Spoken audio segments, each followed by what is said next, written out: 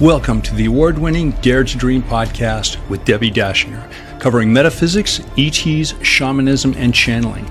Here you will find spiritual inspiration from today's thought leaders, along with cutting-edge insights from our interstellar brothers and sisters and ancient shamanic wisdom. Now, here's a new episode of Dare to Dream with your host, Debbi Dachinger.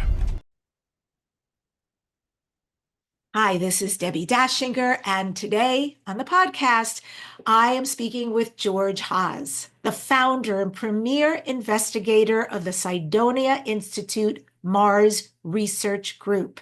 We're going to be talking about the great architects of Mars and going through a little bit of investigation of mysterious geometric structures on the surface of Mars, plus some ancient Earth cultures you may not be aware of that have a connection also with Mars and possibly with the Martians. The Dare to Dream podcast show won 3 Talk Radio Positive Change Awards, the COVR Award for Best Podcast. Welp magazine named Dare to Dream one of the top 20 best podcasts to listen to, and it is high ranking on Apple Podcasts. I ask you right here at the beginning, if you watch this show, if you like this show, pay some homage, please, for this service that you get for free. It'll be 18 years this June. Like the show, subscribe to the show, and comment. I read them all. It really helps the show and helps others find this show. Thank you in advance. Would you like to know your galactic ancestry? Well, you can unlock your cosmic potential with a free starseed video and report. This is an opportunity for you to explore various types of starseeds and uncover your galactic origins. So don't miss this chance to connect with your star lineage. Go to debbidachinger.com/starseed. That's DEBBIDACHINGER.com/starseed. Little announcement here. There's an upcoming event. I will be facilitating an online despacho ceremony on April 9th. I'm a certified shamanic energy practitioner and healer, a Munaiki rights practitioner. If you don't know about despacho, despacho in the Quechua language means to dispatch. And it is the most powerful way to shift your life, to release what no longer serves you, which, by the way, is exactly what this year, this 9-year year of the snake, is all about: releasing. This ceremony will absolutely facilitate and serve you in that way. And instead of what no longer serves you, then you get to create big miracles and new realities. You need to register for the Zoom link and the details. It's only $44 for the entire workshop and ceremony online. Go to debbid.net/despacho. That's DEBBID.net/despacho. And by the way, all the links for myself and my guest will be in the show description or show notes. My guest today, George J. Haas, is the founder and premier investigator of the Mars Research Group known as the Sidonia Institute. He's a member of the Society for Planetary SETI Research. He has co-authored 2 books with a bunch more in the works, which we can anticipate, and 6 peer-reviewed science papers related to anomalous formations on the surface of Mars. George has appeared on Coast to Coast AM with George Noory and on the History Channel's Ancient Aliens, The Proof is Out There, plus The Unexplained with William Shatner. If you would like to learn more about him, go to the SidoniaInstitute.com, and this is his book that we're going to, amazing photos in here, by the way, folks, highly recommended. This is the book we're going to base this interview on. And with that, I welcome George Haas to Dare to Dream. It's wonderful to have you here. Welcome. Well, thank you for having me on your program, Debbi. I'm excited about this conversation. There's so much to go through, but I want to hit some of the high points. One of the things that I found very arresting in your book, George, is that your research suggests this compelling similarity between the anomalous, and I'll just show the cover of your book because this has some amazing photos right here, the anomalous structures on Mars and the ancient geoglyphs near Mayan cities, also Nazca in Peru and other Earth sites. So do you believe that these large designs and patterns made on the ground using stones and earth or by removing ground cover is actually evidence of an ancient interplanetary connection? And if so, what do you believe that connection is? Well, Debbie, I've been doing this for about 30 years, studying NASA photographs, also the European Space Agency. They provide images of Mars. And with my original co-author, William Saunders, with our first two books, we found a direct correlation between the structures that we're finding on Mars with the cultures of Mesoamerica, including the Maya, the Olmec. The Olmec were the mother culture. That's where all of the other cultures got all of their mythology and everything from. American Indians, all this New World cultures. We're finding all the artwork and the iconography that we're finding etched in these structures on Mars are directly connected to this mythology of Mesoamerican cultures. Okay, so your work draws these fascinating connections between the Martian structures and the Earth ancient myths, and particularly Mayan and Sumerian stories. What ways do these myths support the, I'll call it hypothesis, but I think you and I know better, of an ancient Martian civilization? Well, this connection started with the famous Face on Mars, Right. Which NASA took with the back in 1976, United States was celebrating its bicentennial. I was in high school at the time, and on television we had bicentennial minutes. The whole country was celebrating the whole 200 years. NASA had also sent up two orbiters, the Viking 1 and the Viking 2, again, the duality with the 200 years. And they went to Mars and started taking pictures. And that summer, NASA released an image that they called, it looked like a head, which later became the face on Mars. And they had a press conference. Jerry Soffin, who was the director, he was part of the release of this information. And it got a lot of attention. And then a week later, they said, oh, we took another picture of that, and it was a trick of light and shadow. There was nothing there. And NASA hoped everybody forgot about it. And that was my first introduction into this whole idea of civilizations or structures on Mars. And when NASA had taken better pictures of this face, what we found was that the face on Mars really didn't look like Frank Sinatra or Elvis Presley. It wasn't symmetrical. It was a bifurcated, two-faced structure, very much like you find in the New World cultures, like the Maya, the Olmec, the Aztec. They do a lot of these two-faced human, feline, or life and death masks that you see. A lot of museums have these. Very interesting idea, and it's all composite art. The Western ideal, like the Romans and the Greeks, everything was highly symmetrical, and that was their classic beauty. Over in America, the old world here with the Maya, Aztec, and South America, Mexico, they had a whole different idea of art and representing the body. Everything was composite. They had a human animal fusions. They would do these ritual masks that had a human on one side, a feline on the other, or a human on one side, a dog on the other. This whole idea of transformation, the human transformation. So this was, and we're finding the same idea on Mars. Okay. Very interesting about the human transformation and all the figures that they're found. So you mentioned the Olmec. I find this fascinating because I got a lot out of your book on this because I wasn't aware, the others I was, that they were a first major civilization in Mesoamerica. And that civilization includes parts of Mexico and Central America. So around 1600 BCE.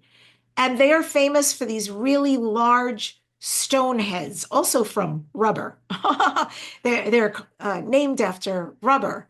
So yeah, the local natives, they refer to the Olmec culture as they were the rubber people. They developed, they would make shoes out of rubber. They had the rubber trees. So that's where, all of these tires that we make here, that's where they used to get all the rubber from the rubber tree in Mexico. But the Maya, and they made their ball out of rubber that they played the Maya ball game, which was actually started with the Olmec. The Olmec are considered the mother culture. And there was a lot of argument amongst archaeologists. There was the Olmec camp that they thought everything came from the Olmec. The Maya said, oh no, the Maya were a separate culture. It's a lot of this infighting. And you have this with even discussing, the Persians and the Arabic cultures. There's all this infighting about what is the real story. Because, victors tell this history. Now, this was all debated until I think the mid-1980s, when they discovered a few temples down in Mesoamerica that actually depicted these Olmec gods with the Maya. So the Maya this was basically the proof that the Maya took all of their history, all of their mythology from the Olmec. And we're finding in some of this mythology that there's the Maya Star War. Sounds like the, Darth Vader and the Death Star and all, but this is what archaeologists call this. This is not George Haas making this stuff up. I base everything. I got the receipts in the book. This is all archaeologists talk about the Maya Star War, which I didn't know about until about the early 2000s, when I went to I lived in New Jersey, just a little history here. And also, I'm not a scientist. I'm an artist, a painter, a sculptor. That was my vocation. I went to school to be an artist. I exhibited up in New York. And so, having an artistic eye, I know artwork when I see it.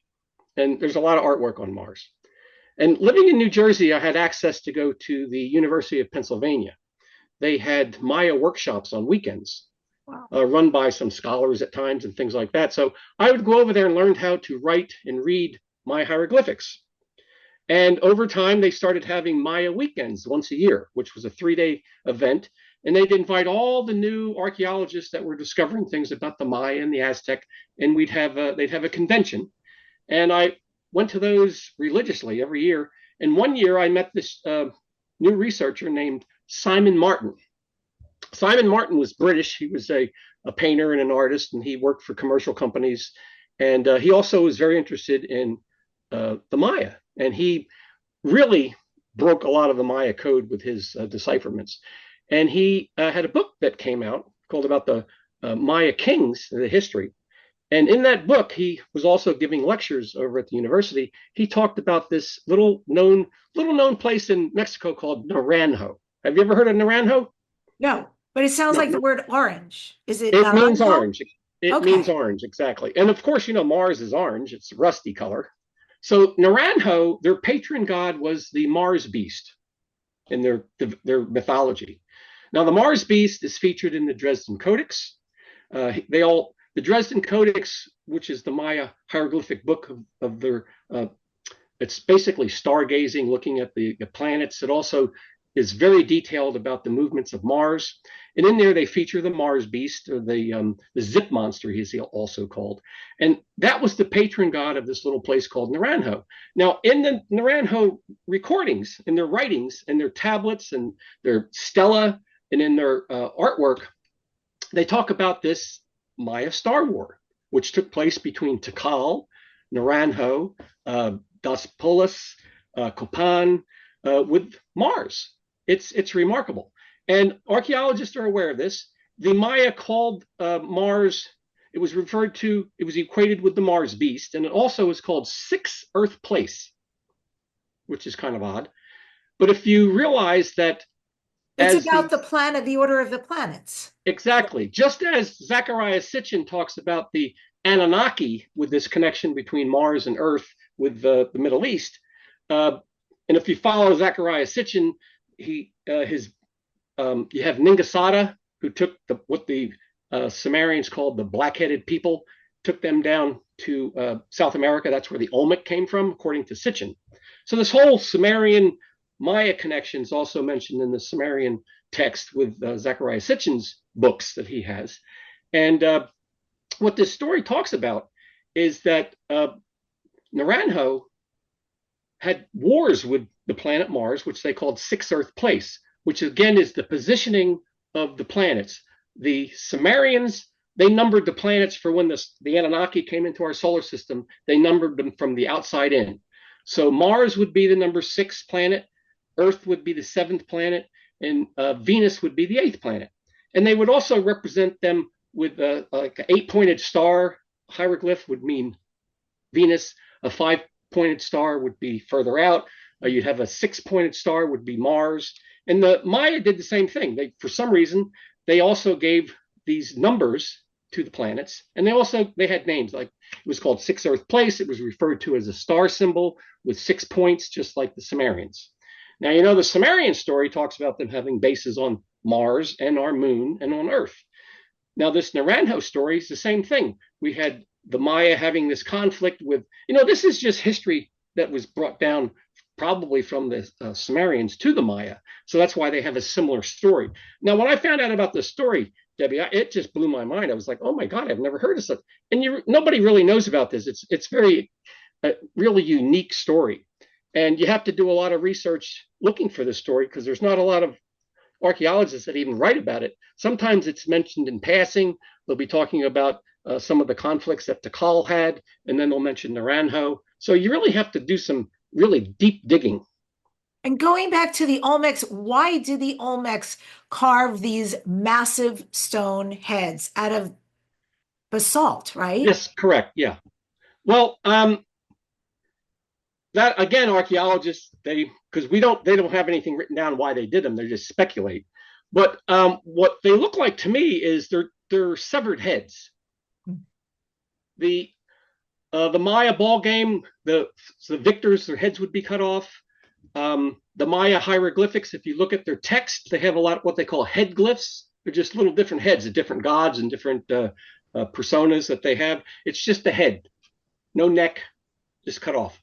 And I think these are 3-dimensional representations of some of these glyphs that the Maya produced. It's all about cutting heads off. I mean, it doesn't sound pretty, but that's what it is. And these heads would be situated at certain places in this little town that they found most of these in Veracruz, somewhere around there. And they were all buried because it appears that whoever took over the cultures down there after the Olmec tried to destroy a lot of the Olmec stuff was destroyed. They buried it. If you wanted to get rid of evil, you bury it. And so a lot of Olmec stuff was buried intentionally.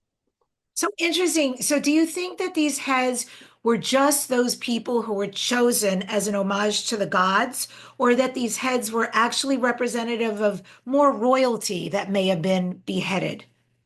I think so, because they're all very personal. They're not all the same head. They all have very human features, like they're actually features that represent a certain person and not just a generic, face.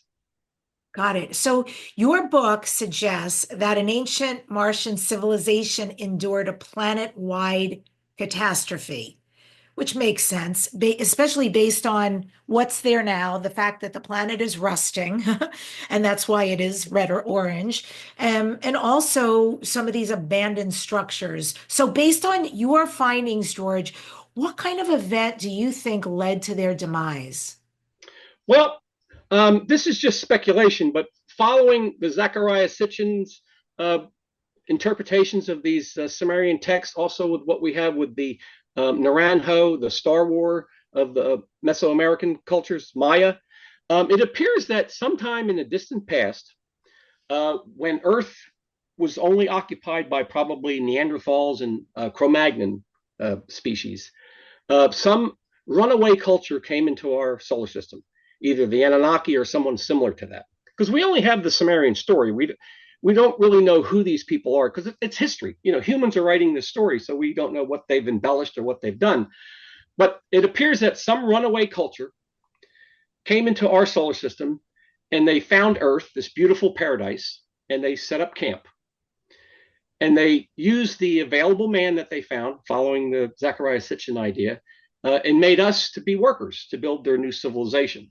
Now, as a safeguard to protect them from this rogue culture that they left, or this enemy, they set up a base, a guardian base on Mars, and they also set one up on the moon. And the Sumerians talk about the Anunnaki having bases on the moon and Mars. So, but these bases were set up to protect them for if this advanced culture would come into our solar system looking for them, they'd have, like George Bush said during the Gulf War, better to fight them over there than over here. That kind of idea, which makes sense. So you set up this perimeter. If this culture comes in, you fight them on Mars. That's why we have all this destruction and all of these machinery pieces that they seem to be finding with the rover driving around, taking these pictures. And so they had fought battles on Mars and also on our moon. And I guess once this culture that was here that started civilization on our planet, once they were found, they left. And they left us to fend for ourselves. And over time, as time passed, we evolved, we made cities, and we had basically forgotten about how we were created here on this planet. And now we're moving out to a spacefaring culture. We're going to the moon, and we don't go to the moon anymore because there's too much stuff up there. That's why we don't go to the moon anymore. And we're going to Mars. And what we're finding now, going to the moon and going to Mars, we're finding ruins, and we're finding that we were already there. That's basically the short version of what we're looking at. It's interesting. And I just want to pass this other possibility point of view by you. Pardon me. It said that over 1 million years ago, that the Greys, meaning the species, the Greys, have a really large agenda with Mars. 1 million years ago, their ancestors were successful with experiments on Mars, and that the Greys are the ones who left the monuments on Mars. The same monuments as you were saying that the NASA Viking started photographing in 1976, like the face on the Mars or the five-sided pyramid, several four-sided pyramids, and other very distinct objects. What are your thoughts about the possibility of the Greys as a species and their connection with Mars? Well, it's interesting that you have that million-year mark, because the Maya Star War, this is written in Maya text. They talk about the first war happened 1 million years ago. And that's the number. It's actually, I think it's 896,000 years ago. So it's almost 1 million. So that's the number they come up with, which is pretty interesting. And that's when all this happened. And now I'm not saying I want your audience to, stop blinking their eyes and thinking George is crazy. I'm not suggesting that the Maya actually had battles with this culture on Mars. This is the stories that were passed down to them. They do reenactments. Like when a new Maya lord takes over a city, they have all these rituals that they do. Sometimes they'll dress in costumes and they'll become gods of the past, and they'll actually do these reenactments. And I think a lot of times they're doing reenactments of these ancient battles that happen on Mars that they're familiar with, that they've been told about. It's just like we have reenactments of the Civil War down in the South. I lived in New Jersey, and some friends of mine were very into Civil War reenactments. There's all these battlegrounds. They'd go there, and there's hundreds of guys do this. And they dress. They got to have the right outfit, and there's seamstresses that will actually, commission to do these outfits for them. And so that's a big thing, reenactment. And I think that's a lot what the Maya did. And there's evidence of that. The Aztec also did reenactments.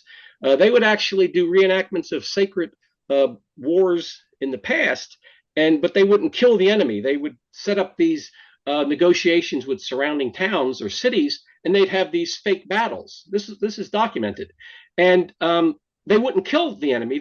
They'd capture them, and then they would be sacrificed later to the sun gods and all this kind of stuff. But this whole idea of reenacting. If you go to D.C., Washington, D.C., I'm in Virginia now, so I'm not far from D.C. We have all of the memorials to ancient wars, American wars, World War I, World War II, the Korean War, all these monuments. So there's all this history of all these battles right there in D.C. And so I think it's not a stretch to say that the Maya were probably told about these stories by the Anunnaki, Ningasada, when he came down to South America, because they were all looking for gold, supposedly, and to save their planet, which was their planet's atmosphere. Yes, absolutely. And also Africa was huge for the gold mining. Right. Now, which Sitchin talks about, they wanted to get these particulates from the gold to put into the atmosphere to protect their planet. We're doing the same thing with the contrails, with the jets that go over. There's all this talk about what are they doing, and they're releasing some kind of particulates It's the same idea that the Sumerians had. This, thousands of years ago, but they were supposedly using gold particles. Wow, amazing. Do you think that there's any evidence that the survivors may have fled from Mars to another planet in the solar system, or maybe even to Earth? Yeah, well, that's part of my scenario with the runaway culture that came here, that set up these guardian outposts on Mars and on the moon. When they were found out by whoever, either an aggressive culture or their home world culture actually found them, and once they battled here, once they were found, they moved on. So I think they had moved on to another area. They may visit back and forth here. That may be some of the histories about people spotting UFOs and things like that, being abducted. It may be the similar culture, but they're not living here anymore. They're gone because they had to leave, because they, when you're hiding and they find out where you're at, that's the gig is up. The gig is up, yeah. Yeah. So then I guess the next thing I was thinking maybe is as a moot point was, are we the original Martians? I think we're the original people that whoever came here made us. Right. Because that's why we have we won't say their name, but it's spelled Anunnaki. Right. Yeah, some similar type of culture like that. Because they made like 4 different species here of humans. They had the Negroid, the Caucasian, the Redskin. We were all made to do different things. We white people, supposedly, we don't have any melanin. We worked in the caves. We were in the mining areas. That's why we don't have any color. The Africans were out in the field. They had to have the protective, because we don't have any fur. When they developed us, I don't know why they got rid of all the fur we probably had. I'm sure Neanderthals and Cro-Magnon are just full of, they're very hairy probably, because they don't have clothes. Nobody's making clothes. You got to have, and you stick us out in the weather. I mean, we got to get some clothes, man. So, that was one of their flaws. And I think one of the main problems with another reason that our creators left is because they couldn't handle us. We're a very obnoxious culture. We're constantly having wars. We're very aggressive, and unlike like Star Trek, where you have Spock, they were very stoic. They had developed. They became very cold people, very unemotional. I think the Anunnaki were similar to that, and we were just uncontrollable because they had used the Neanderthal and the Cro-Magnon, very aggressive species that they use to genetically make us. And that's a lot of our DNA. And that's why we're so aggressive. They just can't handle us. Amazing. Do you think that with all of this, that so many people firmly believe is fact, that there's an incredible history none of us have been taught, that mainstream science, in fact, I'll go as far as saying mainstream media dismisses these anomalies on Mars, that there's an intentional effort to suppress the idea and the deep information and proof of ancient life on Mars? Well, yes. I like, if your listeners out there want to take a look at the book, it starts off with Carl Sagan's pyramids in Elysium. And they're all 3-sided pyramids that he found there. But the most interesting thing is that I call them the double-barreled smoking gun. I challenge anyone to look at the keyhole formation or the Parrot geoglyph. Now, the keyhole formation is a totally symmetrical, amazing structure on Mars. It's over a mile long. It has a wedge at the top and the circular formation at the bottom. It's totally symmetrical, totally geometric. We've written a science paper. I had 2 geologists work on it with me. There's no way this was made naturally. And also looking at the Parrot formation. Now, this is a parrot that's a profile. It's a big sculpture of a full-bodied parrot laying on the surface of Mars, and it has 22 points of anatomical correctness.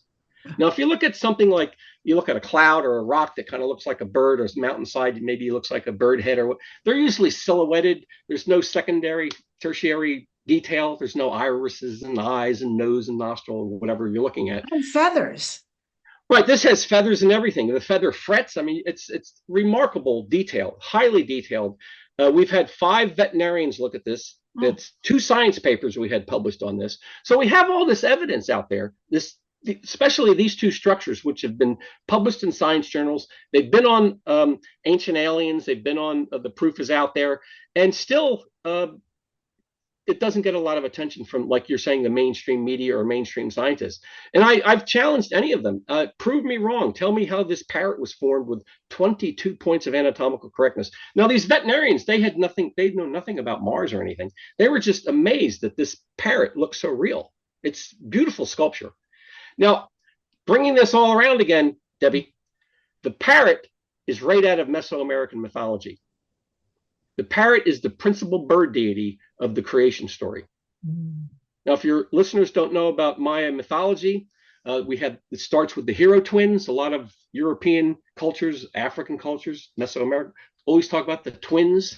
Well, the hero twins, they had to go after this principal bird deity, the parrot. He's also called Seven Macaw because he also was a representation of the Big Dipper, the 7 stars of the Big Dipper. So he was called Seven Macaw and the principal bird deity. Now, what he did, he stole the sun after the world was created and everything. So the hero twins had to go looking for him. So he was a mischievous kind of guy. He had stolen the sun, he hid it, and he was perched at the center of the world on the world tree at the top. So the hero twin, they had blow darts, and he shot the blow dart, hit the parrot right in the beak, and killed him. And he falls down to earth. Now, the parrot formation, if you look at it in the book, he looks like he's been shot down and he's on the ground. He's got his wing up, his one paw's up, his foot with in agony. So he looks like, as the Monty Python would say, it's a dead parrot. And when we first started working on that, we used to get a lot of people making fun of it about the Monty Python skit. But it is a depiction of a dead parrot, and it has a blow dart in its beak. You can't make this stuff up. Yeah, that is amazing. So and a lot of things, even back to the face on Mars, is right out of Mesoamerican iconography. It's the same idea of this human feline. And we have the parrot. The Maya also represented, they used keyhole symbols and things in some of their hieroglyphics and art. So all of this, everything in the book, we can trace back to the Mesoamerican culture. And again, not that the Maya were building these on the surface of Mars, but somebody told them about this, and this was part of their indoctrination, part of their history. Yeah, amazing. And do you think that this face on Mars that you call a feline human face was a Lyran being, a lion human being? No, I think it's just all symbolic. The whole thing about human and feline, if you look at Sumerian murals, you'll sometimes see these little chariot guys shooting arrows, killing lions, or there'll be a king killing a lion. It's man's dominance over nature. The lion is a symbol of nature, the wild nature of the animals of the world. So having the kings and all these murals of them killing, they have dominance over nature. That's what that's showing. So the whole thing about the human feline, again, is showing the dominance of man over feline. I see. And then they'll have a man with a human face with a dog, or then there's the life-death mask, which are very popular. Mm-hmm. It's just part of the duality, which we have a lot of on this planet, for sure. Yes, right. It's interesting. You brought up this upcoming mission, this NASA mission, which is called Artemis, and hopefully it will launch in 2026, 2027. And for folks who don't know, this is a series of missions going to the moon to establish a long-term human presence on the lunar surface. And it's going to include some pretty cool things like the first woman, like first person of color. It's kind of amazing in 2025 to talk about this. And also a first international astronaut on the moon. So, George, with missions like Artemis program and potential human colonization of Mars, what discoveries do you think are going to force the scientific community to acknowledge the possibility of an ancient Martian civilization? Well, Artemis is actually, that's the twin sister of Apollo. So it's kind of logical. That's how they use that. She used to have the bow and arrow. And Diana. So, right. So that's basically the symbolism there. And the whole idea of showcasing Artemis was that they would have, had Neil Armstrong, the first man to walk on the moon. So the idea is that we're going to have a woman come down and be the first woman to. So the only problem I have with that is that over the last 5 years, NASA has been pigeonholed into that's what we have to do because it's all politics, it's political. They thought that this would be a more pleasing trip for the public to see that, we all can't wait for the first woman, as opposed to going there for science. So this has all become political. And actually, we were supposed to be on the moon last year. That was the projected time that we were supposed to land on the moon. But it's been kicked back further and further and further, and they're finding all kinds of problems. So I don't know if we're going to go to the moon, but according to Musk, we're going to go to Mars. And they're going to bypass the moon. The problem with the moon is that there's too much stuff. Yeah, talk about that. You mentioned it earlier, and I'm curious what you mean by that. Well, when we first went to the moon, we have photographs of the moon on the surface, some landscapes that the astronauts, and there's ruins in the distance. There's geometric columns that are sticking out of the surface. There's all kinds of ruins all over the place, and that's one reason why. See. Again, going back to when I was in high school in 1976, my science teacher, they talk about, in 5 years we'll be going to the moon. They're going to have hotels. This was the projected idea because, we had just gone to the moon. Everything was wonderful. And it just never happened because when they got there, there was too much stuff all around. And this is what the Russians saw. The Russians were way ahead of us in the early 60s. They had the first woman orbit the moon. They had low altitude passes, and they took photographs of the surface. And not to get crazy again, but this is what caused the problems with Kennedy, because there's records that the Russians communicated with the president saying that we don't think you should be going to the moon. See, they're communist. Communists, they have all the power. They take religion away, no spiritualism. I mean, you would probably not have a job over there. You wouldn't be able to do what you're doing. I would not have a podcast. Right. You wouldn't have a podcast because the government is the power. And you can't have humans finding out there's something else beyond us, the government. So the Russians did not want to pursue the space program. They first photographed some of the ruins up there, and they tried to persuade Kennedy not to go. Now, do you know where Kennedy was the day before he got assassinated? No, if he wasn't in Texas. They never talk about that. Well, he got assassinated in Texas. Right. Well, you know where Houston is. Yeah. Houston, we have a problem. Oh, interesting. Yeah, it makes sense now. He was giving a speech at Houston about the space program. And at the meeting, he said, this is because his family was Irish. And he said, our hat is already over the fence. That's an old Irish saying. When you're a kid, all the kids wore hats, and you're climbing over a fence to go, take something from your neighbor's yard. You throw the hat over, so when you climb over the fence, you don't lose your hat. You follow me?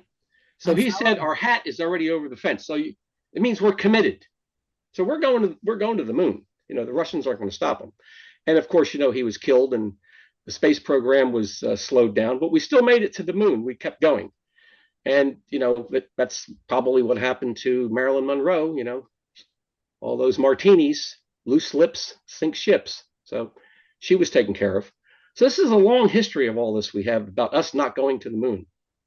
So I must ask you, do you believe, because this has been termed a conspiracy theory, that we never really went to the moon, that all the footage we saw was staged, that Stanley Kubrick, the famous director, actually was involved, and that's why he was given full steam, full financial rights to do his movie, because he actually directed this landing on the moon to satisfy the American public and the politics and so forth, and also, like you were saying, to come to ostensibly before the Russians. But is there truth to that? What are your feelings about that story, or truth, myth or not? Well, there's no denying really we made it to the moon. But there may be some truth to the fact that they might have used Stanley to stage a few pictures that we could show the public, because the astronauts were standing amongst ruins, and we can't have that. So I think we went there, we saw a lot of stuff on the surface, And some of the pictures are real. Others might have been staged by Stanley or someone else. But I think they did stage some, because you can find pictures where you can see wires behind rocks and stuff. It looks suspicious. But I think it's a fact we went there, because through satellites going around the moon, you can actually see the landers and stuff. So we were there. And but they couldn't keep the charade up forever, because I think one of the last missions, I think it was 17 or whatever it was, they actually set a camera in front of a rock, and you're watching a rock for a half an hour because the two astronauts are walking around behind it doing research. And we don't see anything. So it's just a lot of weird stuff happened on the moon. There's the famous Richard Hoagland discovery of that crater that they drove by that has the robotic head that appears to be sitting there with part of a shoulder and stuff. It's like, again, having robotic wars at one time on this planet. Again, the outpost possibly, protecting Earth. And we're finding all this stuff now, and our governments don't know what to do with it. Russia doesn't want to pursue any of this. China is going to the moon. They've already landed on the dark side, but they're going there for mining. They want to get, of course, for all these electric batteries and stuff, we need all of these, really unique type of minerals and things. And that's why they're going to the moon. And I don't know what the conflict, China thinks that wherever they land, they own it, which was never what the NASA program wanted. Everything on the moon was supposed to be owned by everyone on Earth. But China believes that if they go there, they own it. And so that's a conflict going on. That's another reason why Elon wants to get to Mars first, because, all we need is for China to get to Mars and set up some missile bases, and we're never going to get there. Yeah, which is hard. It's very low gravity. All these structures we're finding are gigantic. The face on Mars is 1.5 miles long. This keyhole formation is 1 mile long. The Parrot, everything seems to be around 1 mile. Everything is huge because there's less gravity. You can build big stuff. And like the keyhole probably is what they call archaeologies. It's probably a structure that they lived in. They weren't building houses on the surface. They built these huge structures to live in. There's probably libraries in there and all kinds of condominiums. Who knows what's in there? All kinds of information. And, it's a mad rush for information. The data runs everything. Yep. Absolutely. I want to go back to Mars now. You're talking about this. And so specifically, there's the Elysium Pyramid and these city complexes in Nepenthes, Mensae, and also Atlantis Chaos. They're very intriguing, right? So what is the significance, do you think, of their geometric patterns? And let's just start there, the significance of the geometric patterns. Well, starting with Elysium with Carl Sagan, those pictures were taken by the Mariner 9 back in the mid-70s. And that's what Carl Sagan, he had on his TV show, Cosmos, and also he had images in his book. Those images were actually first noticed by another scientist. His name was Mark Gibson. And he had a science paper published in the Icarus Journal, which is a highbrow science journal. It's not just your regular. Now you can get things published on all kinds of online journals, which probably aren't worth the salt that they're made of, as they say. But he was published there, and he had a paper called Pyramidal Structures on Mars. This was in 1974. So the scientific community with Carl Sagan, they were looking at this seriously. Everything was very serious until the face on Mars, and then it all just fell apart because they don't mind looking at geometry. Geometry, as Carl Sagan said, is intelligent life on Earth reveals itself through the geometry and regularity of its construction. So scientists, if they see geometry, they know that that is not made by wind and weather. It's like the keyhole. The keyhole cannot be made naturally. It's an intelligent hand had something to do with that. And so all of these structures we're finding on Mars are very geometric, especially in Elysium with these 3-sided pyramids. Now on Earth, we have, like in Egypt, Mesoamerica, the Maya, they have 4-sided pyramids. A lot of these pyramids we're finding on Mars are 3-sided, which is tetrahedral. That's the old tetrahedral geometry, the sacred geometry. So, and of course, a pyramid, very stable. It's not going to fall over. And we find other 5-sided pyramids on Mars, a lot of pyramidal formations. And also elongated rectangles, very straight. The book is full of them, and it's amazing that there's so many. It's overwhelming, really. And you also talked about the place in the Atlantis Chaos, which is a whole grid city. It's a big area that has broken walls and all of these little compartmentalized structures that are very similar in size. They're all about 25 by 25 feet in diameter. It's just a cubic grid. It's a whole grid city. It's amazing. And that you can see the roofs, and it's all illustrated in the book. And a lot of the chapters, I do side-by-side comparisons of terrestrial structures on Earth here that look remarkably just like what we're looking at on Mars. If you didn't know any better, I could say the one on Mars is on Earth and the other one is on Mars. Switch them around. People wouldn't. They'd say, well, that's amazing. What do you think? Do you think that they were originally built on Mars? And then when this became, how did all of that work? Or why did they replicate here? What is the significance? It almost makes me also wonder if there's any way they can communicate the similar structures on the different planets. Yeah, doesn't it make you think like somebody went there and saw these and then came back here and did the same type of idea? I think it's more with architectural planning and how it's a commonality that when you start building things, these are what you come up with. And then this idea was also probably passed down, from whoever we talked in the beginning, this runaway culture that came here that, had a lot to do with who we are. This was all in our DNA. It's in our, this is how we build things. It's like if you have Home Depot by where you live, if you go to Home Depot, they have 4x8s, 8x10, everything is a similar size. You have 2x4s. And if you're using all that similar material, your houses are going to dictate that size. And when architects come in and do a development, usually they're cookie cutter, they call them, because they all look alike. And I think we're finding cookie cutter archaeology here. Cookie cutter archaeology. That is very interesting. I just made that up. Yeah, but I like it. I like it. It speaks to this, because there's just no doubt when you look at this, there's something going on. There's history here. This is real. There are photos and structures to prove it.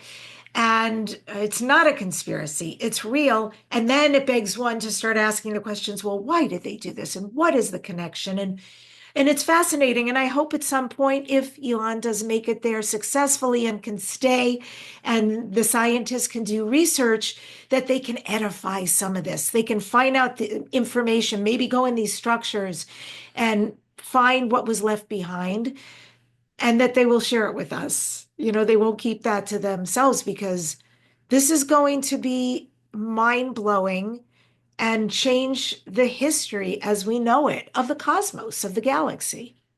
Right. And have hopefully it'll give us a better understanding of who we are. Absolutely. Getting back to who we are, so I want to talk a little more about the Mesoamerican cultures. They used a lot of intricate symbols in their artwork, which must intrigue you as an artist. Have you discovered that there's any reoccurring motifs or patterns in the artwork, and it shows, oh, there's some kind of a symbolic language among these civilizations? Yeah, well, that's interesting that you mentioned about the Maya hieroglyphs. And they're all like slightly abstractions of everyday items they use for pictographs and things like that. And archaeologists had a very difficult time to decipher the Maya hieroglyphs. And it's remarkable that there's 3 prominent archaeologists that deciphered and broke the code for this Maya hieroglyphics. And they were all artists. So it's the artistic mind. Artists, we think on the, there's the left side and the right side brain. So, one side's analytical, like my friend, Dr. Brandenburg talks about. He says that your geologists, when they look at the rocks on Mars, they're looking at what it's made out of. Is it basalt? Is it sedimentary rock? Is there any kind of materials in there that are gemstones or whatever? And he said they would go over and knock the lizard off so they could get a better look at the rock. So, and it's kind of true. They're kind of bizarre. And I don't know if you know who Dr. Brandenburg is. He's a plasma physicist. He's also a member of the Society for Planetary SETI Research. And he's the one that revealed NASA's knowledge that Mars had nuclear explosions at one time. They discovered this with the Viking missions because the Viking orbiters had these little atmospheric sniffers on them. They could take readings of the atmosphere. They found xenon 129. Now, that is a signature for nuclear explosions. Those started to elevate on our planet when they started doing all the bomb testing in the 40s. And he noticed this, this was in NASA's own data, that they had evidence from 1970s that Mars had some type of nuclear explosion in the Sidonia and Utopia area of the planet. And this data has been repeated in newer missions with the Mars Global Surveyor, things like that, that also could do the atmospheric testing and make records of that. So they are well aware that some type of catastrophe happened on this planet millions of years ago, possibly a million years ago, and recorded in the Maya stories and also Zecharia Sitchin's interpretations of reading these ancient texts. So the government knows a lot more than they're telling us. Back to Kennedy, we're supposed to have all of this documents released here with the new administration coming in. They're still stonewalling that. Originally, I think a couple weeks ago, they only released the redacted material. They're fighting tooth and nail to get this information out, and they're fighting this equally to keep it hidden from us. So God knows what's in these documents, which should be released soon. One can hope. One can hope. Right. It is. And I think the release of those documents will open up everything, because the reason he was killed, I think, is because what we're finding on the moon and Mars. Okay, well, that's huge. That's an amazing. Oh, yeah. So you could see why they want to keep that under wraps. Yeah, absolutely, because it opens so many things. That's not just one can of worms. It's quite a few. Yeah. And it's not just connected to this country or this planet. It's connected to the cosmos and to the galaxy and to other planets and other species. And then, of course, other species actually exist besides people on Earth. Right. It's probably all involved in that. That's why this is such a hot topic. Hot topic, yeah. There are researchers say that there is this possible connection between the pre-Columbian art and then the extraterrestrial or otherworldly influences. Have you come across any evidence, George, in the iconography that supports or refutes this theory?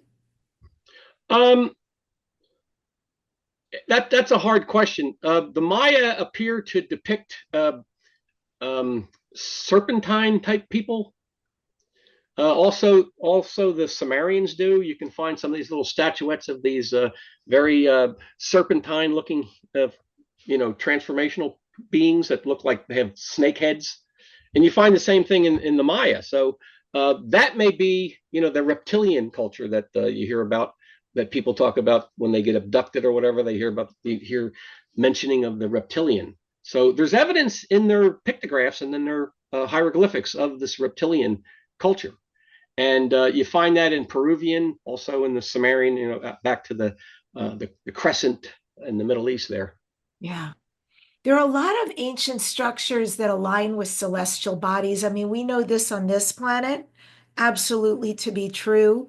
Is there also evidence in their art, in the pre-Columbian art, Olmec, Maya, Aztec, etc., that shows that they have this very deep understanding of astronomy and of the cosmic cycles? Oh, yeah. And the alignments of their structures with the stars and the rising and setting of the sun. Are you familiar with Dr. Mark Carlotto? No. Dr. Carlotto is also a member of the Society for Planetary SETI Research.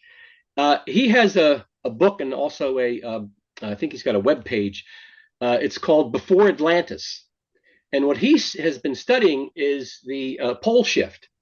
And most cultures, when they build a structure, it's aligned north.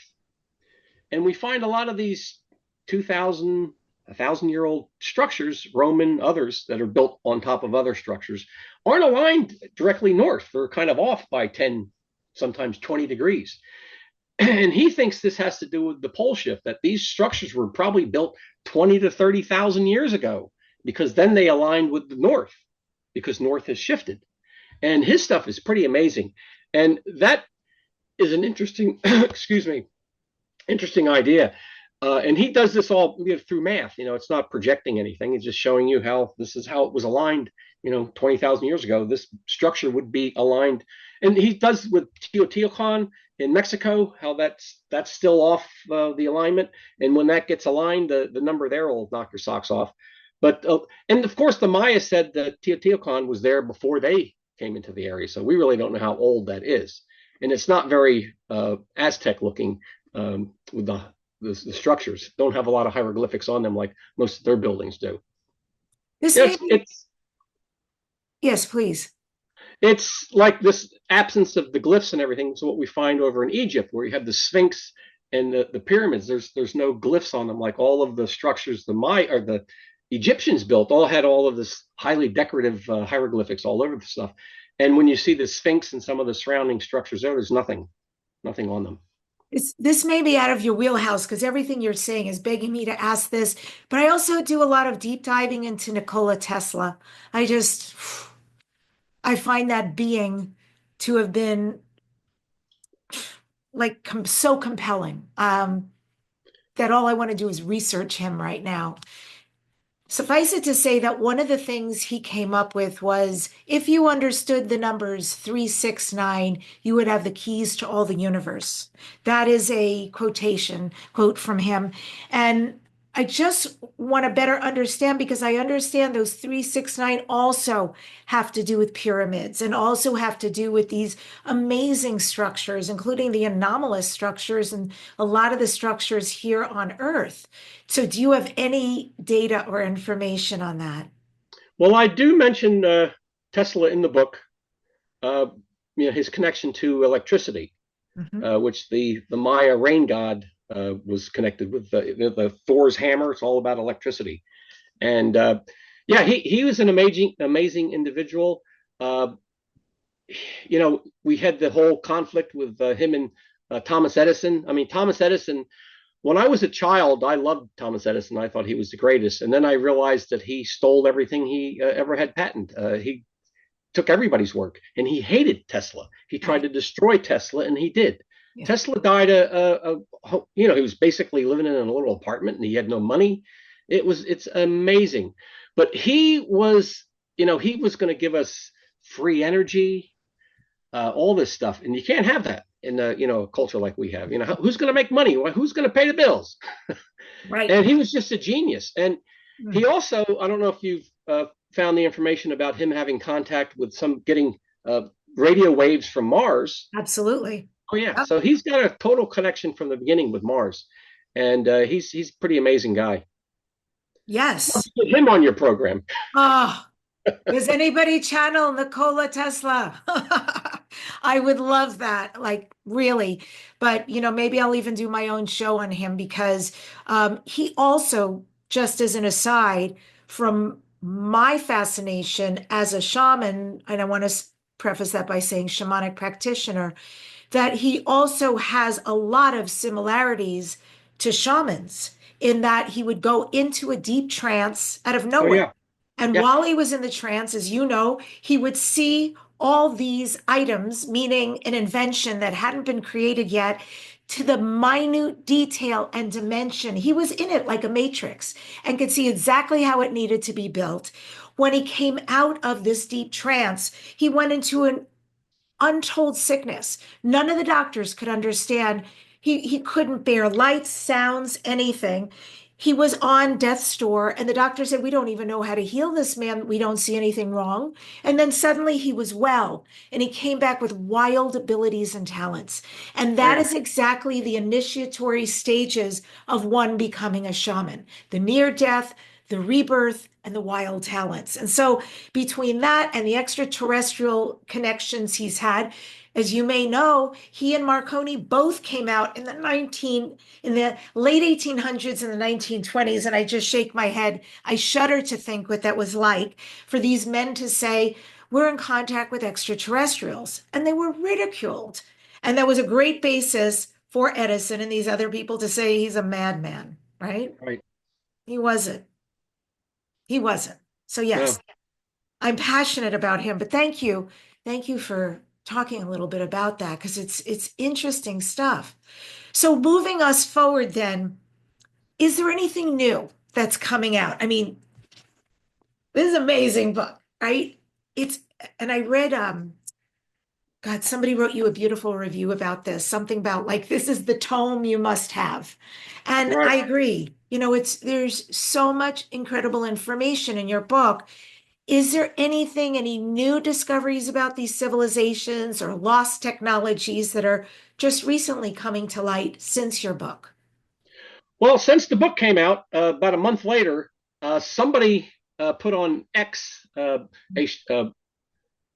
square structure that everybody was talking about, and it was highlighted on Joe Rogan's program. Did you hear about the Square Foundation that they were all talking about? It was everywhere on the internet, Mm. and actually, Elon Musk commented on it and said that's the structure we need to look at when we go to Mars and see how it got there. So this is an oddity in my view, because myself and all the people that I know that we do this research, we've known about this since the year 2001. This is a very old NASA picture. There's better images of foundations than this one. And this one seemed to be right out there, got all this attention.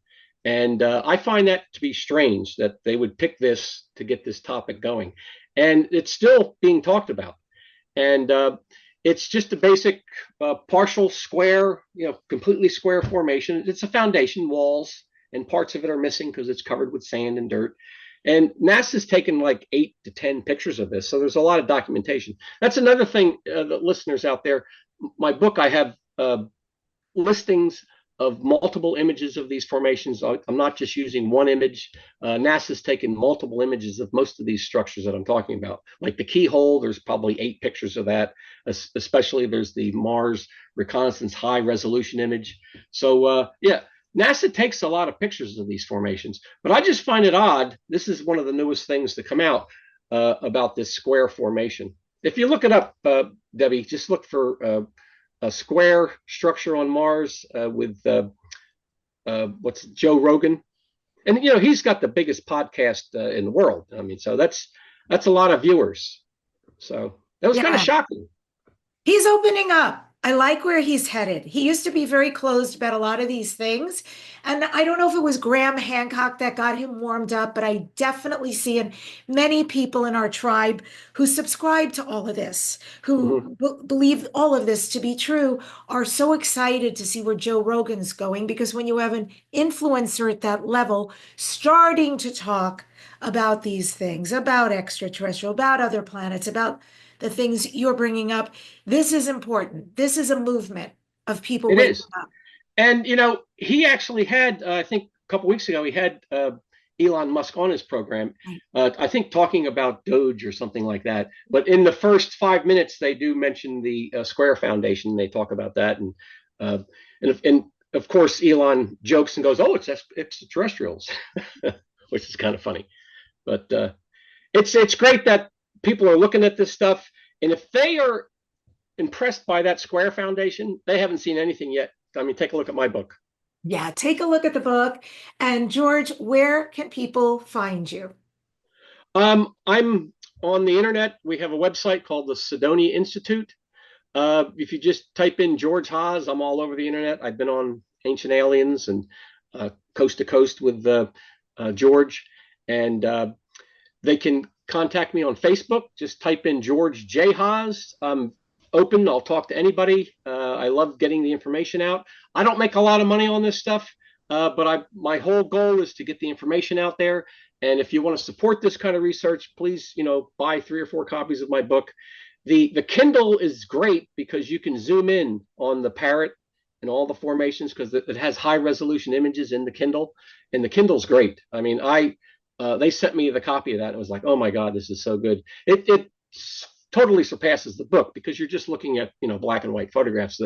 The Kindle has the light and it's like looking at NASA photographs. Everything in there you can enlarge. It's just great. Beautiful. Well, George J. Haas, this is Dare to Dream. What do you next dare to dream? Future goals and dreams. Well, my dreams are to someday go to Mars. And the thing about going to Mars is, you're not going to come back. It's like the old days when they left England, came to the New World. They weren't going to go back. That's, when Elon goes there with his colony, they're going to stay there. And this is where they're going to build their new outpost. The new America will be on Mars. New America. Well, folks, you can find George Haas at thesidoniainstitute.com. That's CYDONIA Institute.com. And I end today's show with this quote. Sometimes when you're in a dark place, you think you've been buried, but actually you've been planted. Subscribe to this #1 transformation conversation, Dare to Dream podcast with Debbi Dachinger. Leave a comment and share. In the next upcoming weeks, I'll be featuring on the program Bob Frizzell talking about the secret history of the Earth and Merkaba activation. Next after that will be Tyler Ellison, who channels the Sasani beings. And after that, Barbara Hand Clow. If you've enjoyed this show, please leave a comment. We'd love to hear from you. And thanks so much for joining us today on Dare to Dream.